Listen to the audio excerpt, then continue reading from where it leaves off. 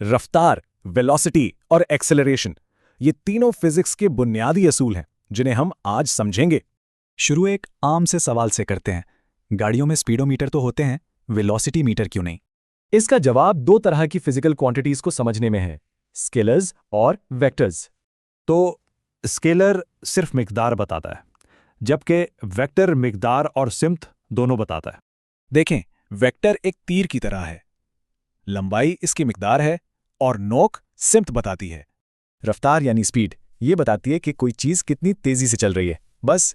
और वेलोसिटी है रफ्तार, लेकिन एक खास सिमत में, जैसे 60 किलोमीटर फी घंटा मशरिक की तरफ। यहाँ सबसे अहम फर्क सिमत का है। रफ्तार हमेशा मुस्बत होती है, वेलोसिटी मनफी भी हो सकती है। अच्छा, एक मिसाल देखें। दो कारें हैं, दोनों की रफ्तार 20 मीटर फी सेकंड है, लेकिन मुखालिफ सिमतों में। इसका मतलब है कि उनकी रफ्तार तो एक ही है, मगर वेलोसिटी बिल्कुल मुख्तलिफ है। अब आते हैं एक्सेलरेशन पर। यह असल में वेलोसिटी में तब्दीली की शरह है। अक्सर लोग समझते हैं कि एक्सेलरेशन का मतलब सिर्फ तेज होना है, लेकिन ऐसा नहीं है। कोई भी चीज एक्सेलरेट कर रही होती है, अगर वो तेज हो, आहिस्ता हो या सिर्फ अपनी सिमत बदले। ये सब सिर्फ किताबों की बातें नहीं हैं, हमारी जिंदगी में हर तरफ इसकी मिसालें हैं।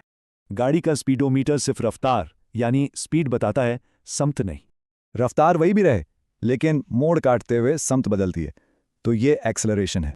जैसे एक एथलीट जब दौड़ शुरू करता है, रफ्तार में तेजी से इजाफा यानी एक्सेलरेशन। झूले पर भी यही होता है, समत मुसलसल बदल रही है, तो एक्सेलरेशन भी मुसलसल हो रहा है। तो इन सब मिसालों से पता चलता है कि फिजिक्स में हरकत को समझने के लिए सिमत कितनी अहम है। अच्छा, एक आखिरी सवाल सोचने के लिए, क्या ऐसा हो सकता है कि रफ्तार हो लेकिन वेलोसिटी सिफर हो? इसका जवाब है हाँ। सोचें, अगर कोई चीज घूम फिर कर अपनी जगह वापस आ जाए।